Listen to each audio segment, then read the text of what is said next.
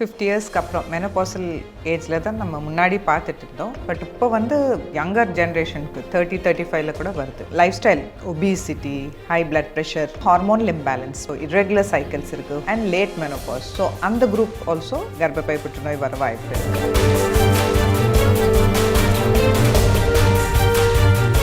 கர்ப்பப்பை புற்றுநோய் வர்றதுக்கான காரணங்கள் என்ன? நீங்கள் எப்படி அது கண்டுபிடிக்கிறீங்க? எக்ஸாமின் பண்ணுவேன், ஸ்கேன் பண்ணுவேன், எம்ஆர்ஐ பெல்விஸ் எடுப்பேன், கர்ப்பப்பை வாய் எப்படி இருக்குது, பேசிக் அல்ட்ராசவுண்ட் பண்ணுவாங்க. அது ஒன்றுமே இல்லைன்னா அதுக்கப்புறம் வேறு எங்கேயாவது பரவிச்சுன்னா அது ஓப்பன் பண்ணுற மாதிரி வரும். தென் மேபி கீமோதெரப்பி, ரேடியோதெரப்பி, ஆங்காலஜிஸ்ட் போய் கேன்சர் டாக்டர் போய் பார்த்துட்டு அதுக்கப்புறம் ஃபர்தர் ட்ரீட்மெண்ட்டும் எடுக்கிற மாதிரி வரும்.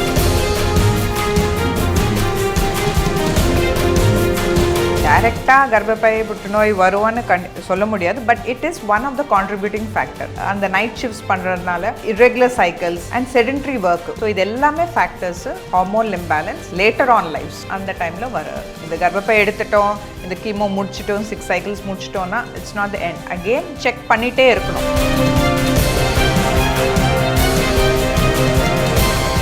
சேனல் 5 நேயர்களுக்கு வணக்கம். இன்று நம்முடன் நேர்காணலில் இருப்பது பிரபல மகப்பேறு மருத்துவர் ராதிகா அவர்கள். மேம் வணக்கம். மேம் வணக்கம். எப்படி இருக்கீங்க? நல்லா இருக்கேன். ஒரு பெண்களை எந்த ஒரு நோய் நொடியும் அண்டாத அளவுக்கு பார்க்கக்கூடிய ஒரு பொறுப்பில் இருக்க நீங்கள், இப்போ இருக்க ஜென்ரேஷனில் நிறைய எந்த நோய் அப்படி பாதிக்கப்படுது, பெண்களுக்கு பாதிக்கப்படுது அப்படின்னு நம்ம பார்த்தோன்னா கர்ப்பப்பை புற்றுநோய் அப்படின்ற நோய் இப்போ இருக்க ஜென்ரேஷனில் ஈஸியாக எல்லாருக்கும் வருது.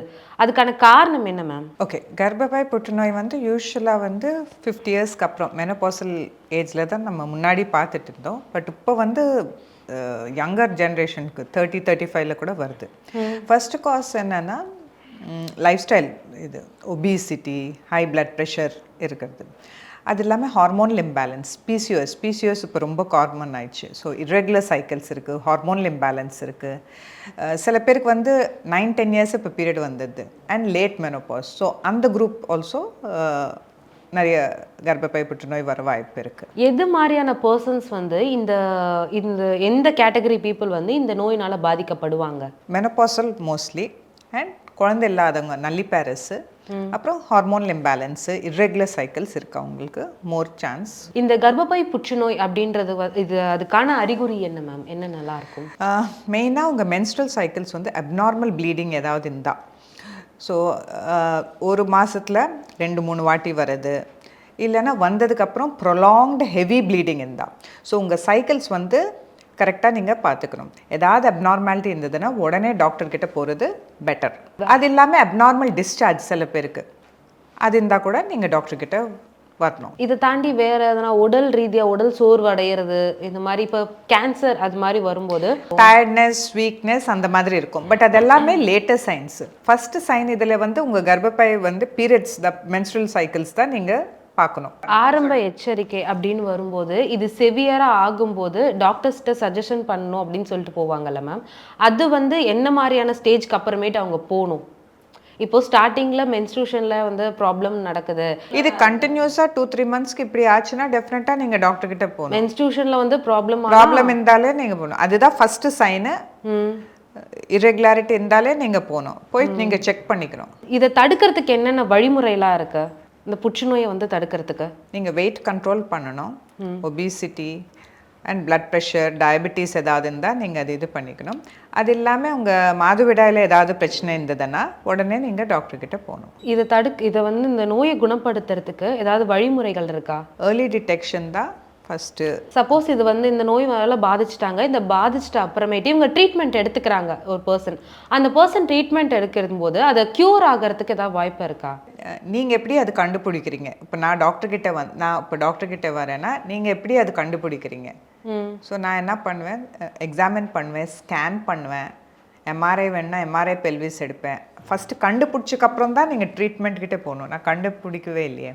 ஸோ உங்களுக்கு மென்ஸ்ட்ரல் சைக்கிள்ஸ் ஏதாவது அப்நார்மாலிட்டி இருக்குது, 2-3 மந்த்ஸாக அப்படி இருக்குது. யூஸ்வலாக இது 40+ கொஞ்சம் இர்ரெகுலாரிட்டி வரும், மாதவிடாய் ஹார்மோனல் இம்பேலன்ஸ்னாலே வரும். பட் அதனால நினைக்காம நீங்கள் கைனகாலஜிஸ்ட் கிட்டே போய் காமிங்க. ஸோ அவங்க என்ன பண்ணுவாங்க, ஃபஸ்ட் எக்ஸாமின் பண்ணுவாங்க, கர்ப்பப்பை வாய் எப்படி இருக்குது, கை வச்சுட்டு பார்ப்பாங்க கர்ப்பப்பை சைஸ் எல்லாம் எப்படி இருக்குன்னு. அதுக்கப்புறம் பேசிக் அல்ட்ராசவுண்ட் பண்ணுவாங்க. இந்த அல்ட்ராசவுண்ட் வந்து ரொம்ப இம்பார்ட்டண்ட்டு. ஸோ இதில் நம்ம கர்ப்பப்பை சைஸு, அந்த endometrium inner lining of the uterus, கர்ப்பப்பை இன்னர் லைனிங் வந்து அது செக் பண்ணும். அது சில பேருக்கு இர்ரெகுலர், இந்த புற்றுநோய் இருக்கவங்களுக்கு இர்ரெகுலராக இருக்கும், இல்லை திக்காக இருக்கும். ஸோ அங்கேருந்து ஒரு பயோப்சி மாதிரி எடுப்போம். பயோப்சின்னா இது வந்து ஓபி ப்ரொசீஜரே பண்ணிடலாம், 5 minutesல இது பண்ணிடலாம், பெயின்லெஸ் ப்ரொசீஜர் தான். ஸோ பயோப்சி எடுத்துகிட்டு நம்ம லேபுக்கு அனுப்புவோம் ஃபார் செக்கிங். அவங்க ஒரு வாரத்தில் நமக்கு ரிப்போர்ட் கொடுத்துருவாங்க. அது ஒன்றுமே இல்லைன்னா தென் ஹார்மோன் இம்பேலன்ஸ் நினச்சி அதுக்கேற்ற மாதிரி நம்ம மெடிகேஷன் கொடுத்துட்டு ட்ரீட்மெண்ட் பண்ணிக்கலாம். பட் அதில் நம்மளுக்கு ஏர்லி ஏதாவது கேன்சர் டிடெக்ட் ஆச்சுன்னா தென் ஃபர்தர் ட்ரீட்மெண்ட்டு பண்ணணும். ஸோ ஃபஸ்ட் ட்ரீட்மெண்ட் வந்து சர்ஜரினா இந்த கர்ப்பப்பை ஃபுல்லாகவே எடுக்கிறது. அதுக்கப்புறம் வேறு எங்கேயாவது பரவிச்சுன்னா அதெல்லாம் ஃபுல்லாக செக் பண்ணுறது. இது ஏர்லி ஸ்டேஜில் லேப்ரோஸ்கோப்பிக்காக கூட பண்ணலாம். பட் கொஞ்சம் தாண்டிச்சுன்னா ஸ்டேஜ் தென் ஓப்பன் பண்ணுற மாதிரி வரும். இந்த சர்ஜரிக்கு அப்புறம் தென் மேபி கீமோதெரப்பி, ரேடியோதெரப்பி, ஆங்காலஜிஸ்ட் போய் கேன்சர் டாக்டர் போய் பார்த்துட்டு அதுக்கப்புறம் ஃபர்தர் ட்ரீட்மெண்ட்டும் எடுக்கிற மாதிரி வரும். அண்ட் ஃப்யூச்சரில் கூட நம்ம செக் பண்ணிகிட்டே இருக்கணும். இந்த கர்ப்பப்பை எடுத்துட்டோம், இந்த கீமோ முடிச்சிட்டோம், 6 cycles முடிச்சிட்டோம்னா it's not the end. Again every year maybe you have to come for checking. இப்போ இருக்க ஜென்ரேஷனோட லைஃப் ஸ்டைல் இருக்குது பார்த்தீங்களா மேம், அன்டைமில் சாப்பிட்றது, அன்டைமில் வந்து நல்லா வாக் பண்ணுறது, நைட் ஷிஃப்ட் ஒர்க் பண்ணுறது, இது மாதிரியான ரீசன்ஸ்க்காக வந்து இந்த கர்ப்பப்பை புற்றுநோய் பாதிப்பு வருமா? அது ஒபிசிட்டி ஒரு காரணம். ஒபிசிட்டி வந்து டைரெக்டாக கர்ப்பப்பை புற்றுநோய் வருவான்னு சொல்ல முடியாது. But it is one of the contributing factor. அது எல்லாமே அந்த நைட் ஷிஃப்ட்ஸ் பண்ணுறதுனால, maybe irregular cycles and sedentary work, உட்காந்துட்டு கம்ப்யூட்டர் முன்னாடி உட்காந்துட்டு வேலை பண்ணுறாங்க, மூமெண்ட் இல்லை, எக்ஸசைஸ் இல்லை. ஸோ இது எல்லாமே factors for obesity, hormone imbalance and then later on life's 40+, 45, 50 அந்த டைமில் வராது. மேம் இப்போ நீங்கள் சொன்னீங்க ஒரு 40+ ஆனாலே வந்து மென்ஸ்ட்ரூஷனில் வந்து இர்ரெகுலர் கொஞ்சம் ஸ்டார்ட் ஆகும் அப்படின்னு சொல்லிட்டு இருக்கலாம். எல்லாருக்குமே இருக்கணும்னு இல்லை, சில பேருக்கு இருக்கலாம். அந்த மாதிரியான ரீசனுக்காக வந்து இந்த கர்ப்பப்பை புற்றுநோய் அப்படின்றது வருமா? அப்படி இர்ரெகுலாரிட்டி ஏதாவது இருந்ததுன்னா கண்டினியூஸாக 3 to 4 months இருக்குன்னா நீங்கள் டாக்டர்கிட்ட வந்து செக் பண்ணிக்கோங்க.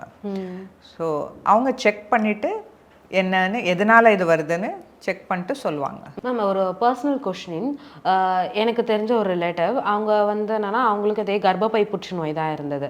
அவங்க வந்து டாக்டர் ஆரம்பத்தில் என்ன சொன்னாங்கன்னா, அந்த கர்ப்பப்பை அதை எடுத்துட்டா கொஞ்சம் இதுவாக இருக்கும், கொஞ்சம் நார்மலாக இருக்கும் அப்படின்னு சொன்னாங்க. பட் இவங்களுக்கு வந்து அதை எடுக்கிறது இல்லை. பட் அது 2 yearsல வந்து அவங்க இறந்துட்டாங்க. ஸோ அந்த கர்ப்பப்பை அப்படின்றது எடுத்திருந்தா இப்போ அவங்களுக்கு ஒரு 50+ ஆயிடுச்சு. 50+ ஆன அப்புறமேட்டு அவங்களுக்கு அந்த கர்ப்பப்பை எடுத்திருந்தா அவங்க லைஃப் இருந்திருப்பாங்களா? ஆமாம், டெஃபினட்டாக. ஏர்லி ஸ்டேஜில் இருந்ததுன்னா ஃபர்ஸ்ட் லைன் ஆஃப் மேனேஜ்மெண்ட் வந்து கர்ப்பப்பை எடுக்கிறது. அண்ட் 50+ன்னு சொல்கிறீங்க. ஸோ கர்ப்பப்பை வந்து அந்த ஏஜில் நமக்கு தேவையில்லை. ஸோ அது கேன்சர் இருந்ததுன்னா எடுக்கிறது பெட்டர். இப்போ கர்ப்பப்பை, ஒரு பெண்ணோட உடம்புல கர்ப்பப்பை அப்படின்றது வந்து எந்தெந்த வேலையெல்லாம் செய்யக்கூடியதாக இருக்குது? கர்ப்பப்பை ஃபர்ஸ்ட் வந்து அந்த மென்ஸ்ட்ரல் சைக்கிள்ஸ் பீரியட் வர்றதுக்கு, மாதம் நமக்கு பீரியட் வர்றதுக்கு. செகண்ட் வந்து ப்ரெக்னன்சி, பேபி கேரி பண்ணுறதுக்கு. ஏதாவது பிரச்சனை இருந்தான்னா நம்ம மாத்திரை, இரெகுலர் சைக்கிள்ஸ் ஏதாவது இருந்ததுன்னா அதுக்கேற்ற மாதிரி நம்ம ட்ரீட்மெண்ட் பண்ணணும். இது ரிலேட்டடாக இது மாதிரி கர்ப்பப்பைன்ற மாதிரி வேறு எந்தெந்த நோய்களுக்காக வந்து பெண்கள் உங்கள்கிட்ட அதிகமாக அந்த சஜஷன் கேட்பாங்க? இப்போ வரதே எனக்கு தெரிஞ்சு PCOS, irregular cycles and fertility issues நிறைய வருது. Fertility both male and infertility நிறைய பார்க்குறோம். ஸோ இதுதான் இப்போ இது. புற்றுநோயில் பார்த்தீங்கன்னா the first is breast cancer, அதுக்கப்புறம் தான் கர்ப்பப்பை புற்றுநோய். ஸோ பிரெஸ்ட் கேன்சர் வந்து இப்போ ரொம்ப ஜாஸ்தியாகவே இருக்குது.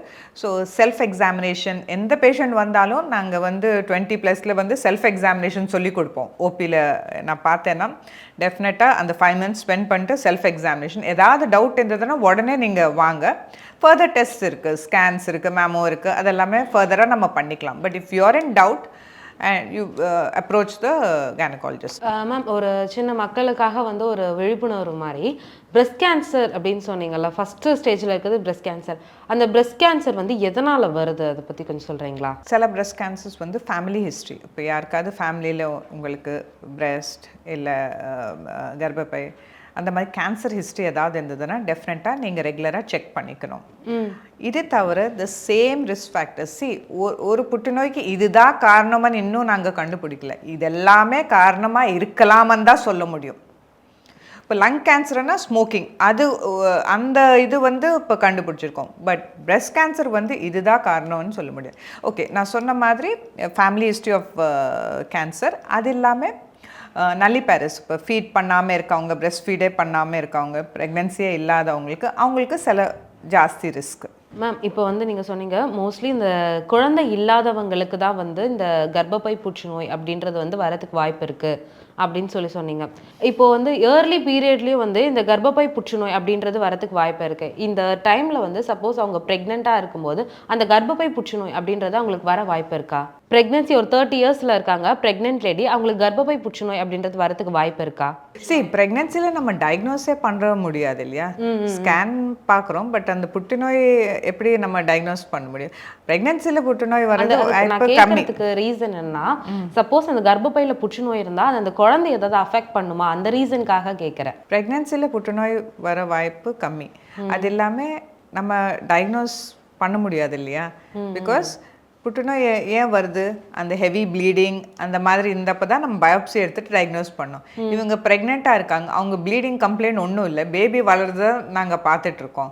ஸோ டயக்னோஸ் எப்படி பண்ண முடியும்? அந்த ஸ்கேன் மூலயமா அந்த கர்ப்பப்பையை கண்காணிச்சுட்டே இருக்கிறதால கேன்சர் வரதுக்கு வாய்ப்பு இல்லை அப்படின்ற மாதிரி. ஆமாம், நம்ம பார்த்துட்டே இருக்கோம், ஸ்கேன்ஸ் பண்ணிகிட்டே இருக்கோம். ஸோ இந்த கர்ப்பப்பைக்குன்ட்டு தனித்துவமாக ஏதாவது மருத்துவம் இருக்கா? அதை க்யூர் பண்ணுறதுக்கு தனித்துவமாக ஏதாவது medicine? First surgery is the first line of treatment.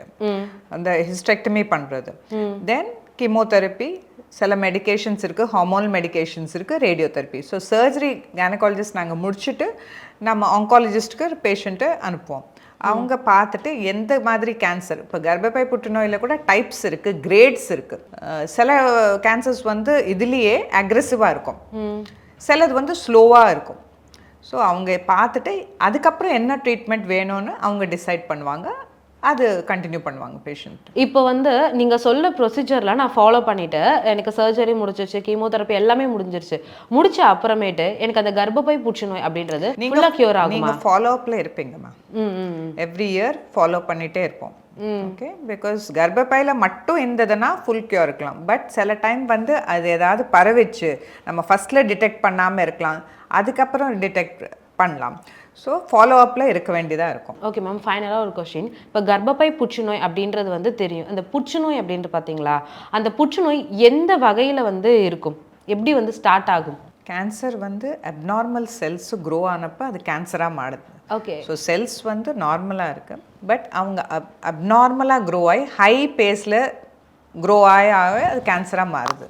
Okay ma'am, இப்போ நான் எந்த மோட்டிவில் கேட்குறேன்னா, இப்போ ஸ்மோக் பண்ணுறாங்கன்னு லங்ஸ் கேன்சர் வரும் ஸ்மோக் பண்ணால்.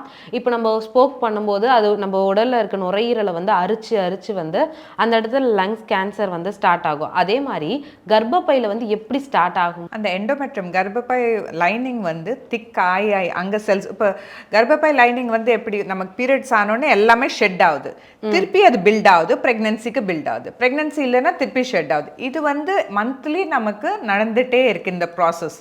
பட் சில டைம் ஏதாவது ஷெட் ஆகாமல் அப்படி திக் ஆகிட்டே போகுது, மாதம் மாதம் அப்படி திக் ஆகிட்டே போகுது. ஸோ அதையும் அண்ட் ஹார்மோன் ரிலேட்டடு புற்றுநோயாக மாற வாய்ப்பு இருக்குது. அந்த மாதவிடாயின்றது வந்து வெளி வராமல் உள்ள தேங்க தேங்க தேங்க தேங்க அந்த கர்ப்பப்பை புற்றுநோய் அப்படின்றது வருன்றீங்களா? இர்ரெகுலர் சைக்கிள்ஸ் ரொம்ப 2-3 months வராமல் 2-3 அதுக்கப்புறம் வருது, அதுக்கப்புறம் ஹெவி ஃப்ளோ இருக்குது. ஸோ இது ஏன்னா ஹார்மோனல் இம்பேலன்ஸ்னால அப்படி வருது, மாதம் மாதம் உங்களுக்கு ப்ளீடிங் ஆக மாட்டேங்குது. ஸோ இந்த மாதிரி இருக்கவங்கள டெஃபினட்டாக சீக்கிரமாகவே பார்க்கணும். நேர்கள், நம்ம சேனல் பார்க்குற நேர்களுக்கு நீங்கள் ஒரு கருத்து சொல்கிற மாதிரினா அதாவது சொல்லிடுங்க. கர்ப்பப்பை புற்றுநோய் வந்து ரொம்ப ஈஸியாக நம்ம டயக்னோஸ் பண்ணலாம். இர்ரெகுலர் ப்ளீடிங் ஏதாவது இருந்ததுன்னா டெஃபினட்டாக நீங்கள் கைனகாலஜிஸ்ட்டு வந்து பாருங்கள். ஏர்லியாக நம்ம இது டிடெக்ட் பண்ணிட்டோன்னா 90-95% க்யூர் இருக்குது இதுக்கு. ஸோ உங்கள் மென்ஸ்ட்ரல் சைக்கிள்ஸ் பாருங்கள், ஈச் லேடிக்கு அவங்க மென்ஸ்ட்ரல் சைக்கிள்ஸ் வந்து டிஃப்ரெண்ட்டாக இருக்கும். சில பேருக்கு 24 days வரும், சில பேருக்கு 35 days வரும், சில பேர் 2 months வரும். ஸோ உங்கள் மென்ஸ்ட்ரல் சைக்கிளில் வந்து ஏதாவது அப்நார்மாலிட்டி நீங்கள் பார்த்தீங்க, 2-3 months அப்நார்மலாக இருக்குது அப்படின்னா, ஜாஸ்தி வருது, ஹெவி ஃப்ளோ இருக்குது, அப்படி ஏதாவது இருந்ததுன்னா டெஃபினட்டாக நீங்கள் கைனகாலஜிஸ்ட் போய் பாருங்கள். ஜஸ்ட் ஒரு ஸ்கேன் பண்ணுவாங்க, உங்களை செக் பண்ணுவாங்க, எல்லாம் ஓகேன்னா வேறு அதுக்காக மாத்திரை கொடுப்பாங்க. ஃபர்தர் டெஸ்டிங் வேணும்னா பயோப்சி எடுப்பாங்க. ஸோ இது டிலே பண்ண வேண்டாம். ஏர்லி டிடெக்ட் பண்ணிங்கன்னா க்யூர் இஸ் ஆல்மோஸ்ட் 100%. அந்த கர்ப்பப்பை எடுக்கிறதுக்கு வந்து ஒரு 50 வயசு பெண்மணி அவங்க அவ்வளோ யோசிக்கிறாங்க. ஏன்னா அதை எடுத்துட்டா எனக்கு எதாவது ஆகிடுமோ, அந்த ஒரு விழிப்புணர்வு இல்லாமல் இருக்குது. இப்போ கர்ப்பப்பை எடுத்துட்டா எனக்கு எதாவது ஆகிடுமோ அப்படின்ற ஒரு தாட் இருக்குது. அதை பற்றி கொஞ்சம் சொல்லிடுங்க. கர்ப்பப்பை எடுக்கிறதுல 50 வயசில் ஒன்றுமே ப்ராப்ளம் இருக்காதுமா. பிகாஸ் நீங்கள் உங்கள் குழந்தை எல்லாமே முடிச்சிட்டிங்க, ப்ரெக்னென்சி எல்லாம் முடிச்சிட்டிங்க. அதுக்கப்புறம் அது வந்து ஆஃப்டர் 50 எனிவே உங்கள் பீரியட்ஸ் நிற்க போகுது, 52ல் நிற்க போகுது. ஸோ அது கர்ப்பப்பை அந்த ஏஜில் எடுக்கிறது ஒன்றுமே யோசிக்கவே வேண்டாம். அது கேன்சர் புற்றுநோய் நாங்கள் டயக்னோஸ் பண்ணதுக்கப்புறம் இதுக்கு யோசிக்கிறதுக்கே சான்ஸே இல்லை. நீங்கள் சர்ஜரிக்கு போய் தான் ஆகணும். ரிட்டர்ன் வந்து நம்ம இயர்லி ஒன்ஸ் வந்து செக்கப்பில் இருக்கணும் அப்படின்னீங்க. After chemo radiotherapy any cancer வந்து நம்ம ஃபாலோ அப்பில் இருக்கணும்.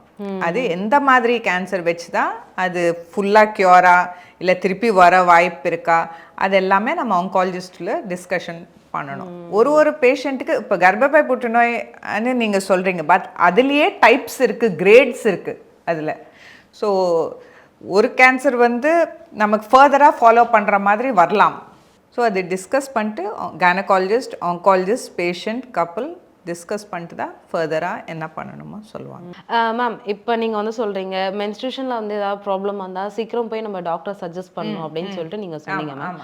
ஆனால் வந்து இப்போ இருக்க ஜென்ரேஷனில் என்னென்னா ஒரு 40+ லேடிஸ் எல்லாமே வந்து டாக்டரை போய் பார்க்குறதே ஒரு பயமாக வச்சுருக்காங்க.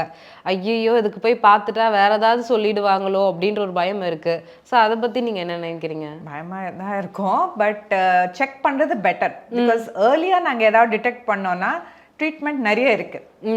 ஸோ உங்கள் menstrual சைக்கிள் வந்து இப்போ மந்த்லி வந்து ட்வைஸ் வருது, 2 வாட்டி வருது.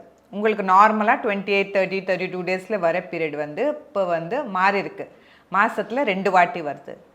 இல்லைன்னா வந்து கண்டினியூஸாக போயிட்டுருக்கு, ஹெவி ப்ளீடிங்காக இருக்குது, கண்டினியூஸாக போயிட்டுருக்குன்னா டெஃபினட்டாக நீங்கள் வரணும். ஒன்றும் பெயின்ஃபுல்லாக ஒன்றும் இருக்காது. நாங்கள் ஸ்கேன் தான் பண்ண போகிறோம் உங்களை. ஸ்கேனில் பண்ணி எதுக்கு இந்த எப்படி இதுன்னு வருதுன்னு செக் பண்ண போகிறோம். மேம், இப்போ அகைன் இன்னொன்று சொன்னீங்க, இந்த 50+க்கு மேலே தான் இந்த கர்ப்பப்பை புற்றுநோய் அப்படின்றது வந்து ஸ்டார்ட் ஆகும் அப்படின்னாங்க. ஏன்னா இது வந்து பீரியட்ஸ் இன்னும் அப்புறமேட்டு வர பீரியட். இது 15ன்றது பீரியட் ஸ்டாப் ஆகிற பீரியட். அந்த டயத்தில் வந்து ப்ளீடிங் வந்தால் என்ன மேம் பண்ணுறது? டெஃபினட்டாக நீங்கள் உடனே வரணும் அந்த குரூப்பில். இப்போ 50 இயர்ஸில் உங்களுக்கு 48, 50ல் யூஸ்வலாக மெனோபாஸ் ஸ்டாப் ஆகிடும் பீரியட்ஸு. ஸோ அதுக்கப்புறம் உங்களுக்கு 3-4 இயர்ஸில் ஏதாவது ப்ளீடிங் இருந்ததுன்னா டெஃபினட்டாக உடனே வரணும். நீங்கள் அது போயிடும், திருப்பி வராது. யூஸ்வலாக அது மேபி ஸ்டாப் ஆகலாம், 1 டே ப்ளீடிங் ஆகி திருப்பி ஸ்டாப் ஆகிடலாம், உங்களுக்கு திருப்பி 2 மந்த்ஸ் கழிச்சு திருப்பி வரும். ஸோ ஃபஸ்ட்டு ப்ளீடிங் ஆனப்போ உங்களுக்கு மெனோபாஸ் ஆனதுக்கப்புறம் ஃபஸ்ட்டு ஏதாவது 2-3 இயர்ஸ் கழிச்சுட்டு ப்ளீடிங் இருந்ததுன்னா ஜஸ்ட் வந்து நீங்கள் செக்அப் பண்ணிக்கோங்க. கர்ப்பப்பை புற்றுநோய் தவிர நிறைய அதர் திங்ஸும் இருக்குது. லைக் பாலிப் ஏதாவது இருக்கலாம் கர்ப்பப்பையில், அப்படி இருந்தால் கூட ப்ளீடிங் வரலாம். ஸோ கர்ப்பப்பை புற்றுநோய் ஒரு இது, பட் அது தவிர நிறைய விஷயம் கூட இருக்குது. ஸோ பயப்படாமல் வந்து செக் பண்ணிக்கோங்க. பெயின்லெஸ் ப்ரொசீஜர்ஸ், ஸ்கேன்ஸ் எல்லாமே பெயின்லெஸ் ப்ரொசீஜர்ஸ். நாங்கள் பயாப்சி பண்ணால் கூட அதையும் ஒரு 2-3 மினிட்ஸ் தான், பெயின்லெஸ். உடனே உங்களுக்கு ரிப்போர்ட் கிடச்சிரும். ஸோ இன்கேஸ் உங்களுக்கு இர்ரெகுலர் சைக்கிள்ஸ் இல்லை heavy bleeding, prolonged bleeding, periods அப்போ ஏதாவது பெயின் இருந்ததுன்னா, அப்நார்மல் டிஸ்சார்ஜ், இந்த மாதிரி ஏதாவது கம்ப்ளைண்ட்ஸ், கர்ப்பப்பை கம்ப்ளைண்ட்ஸ் இருந்ததுன்னா டெஃபினட்டாக வந்து என்னை விசிட் பண்ணுங்கள். I am doctor Radhika, Parampara fertility and gynaec centre, Kilpauk, சென்னையில் இருக்குது. ஓகே மேம், பெண்களை பற்றி அவங்களோட கருப்பை புற்றுநோய் பற்றி தெளிவான தகவல்களை எங்கிட்ட அழகாக பகிர்ந்துக்கிட்டீங்க. அதுக்கு ரொம்ப நன்றி மேம். தேங்க்யூ. வணக்கம்.